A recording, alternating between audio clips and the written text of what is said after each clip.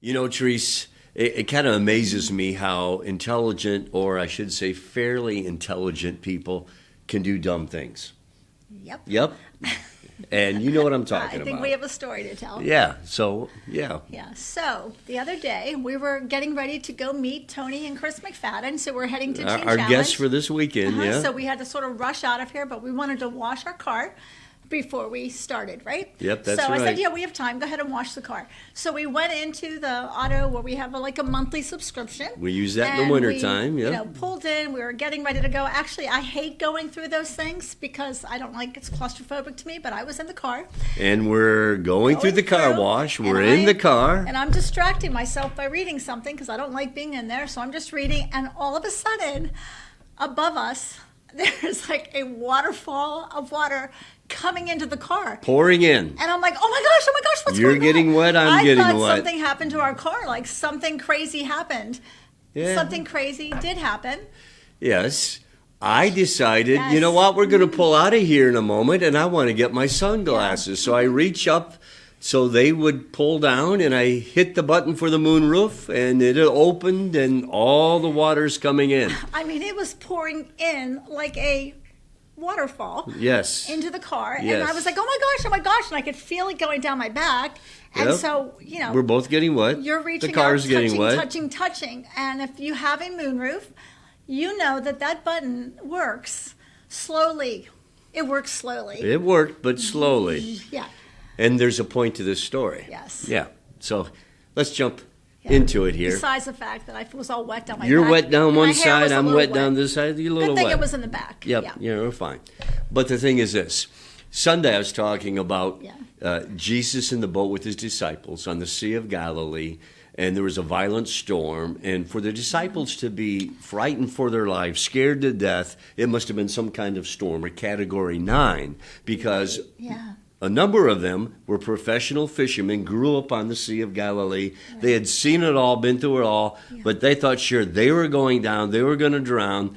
And the thing is, Jesus is asleep in the boat. And here's the thing we want to say.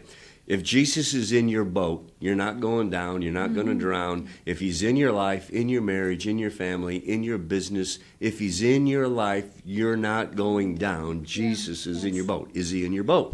But they ask him the million-dollar question, the question of life. And here it is. This is what I want to say. They said, Lord, don't you care? Don't you care that we're drowning? Don't you care that the water's coming in? Don't you care that we're sinking? Don't you care?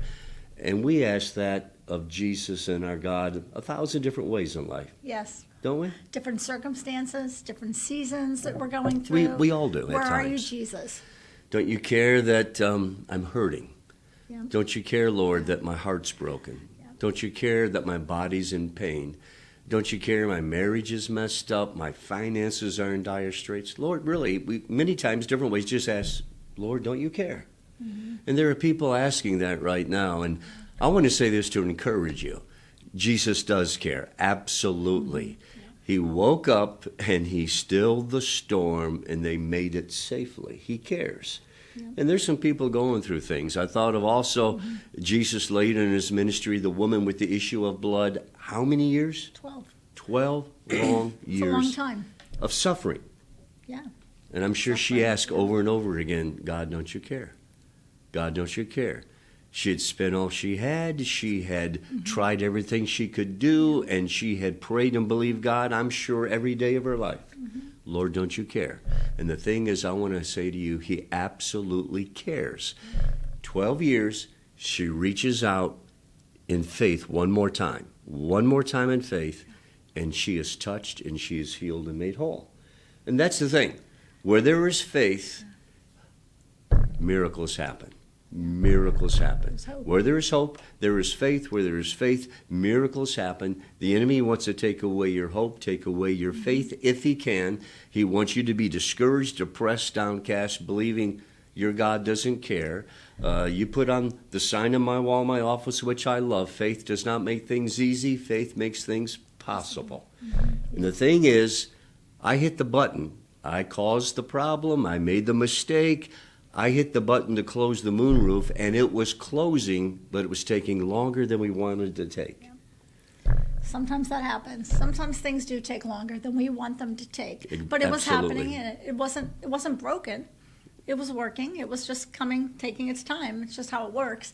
And sometimes in life, even though they were in the boat and they experienced a storm, but Jesus was still there, and he did calm that storm. And the storm was longer than they wanted it to take. Yeah. And she suffered for 12 long years, longer than she wanted to suffer. But God. I So want you to know. have faith in the system. The system is God. He's not broken. Amen. He will work. He's at work. He's at work today. Trust him. He does care about you. Amen. See you Sunday. It's going to be a great Sunday. Yes, it is. You're going to be encouraged.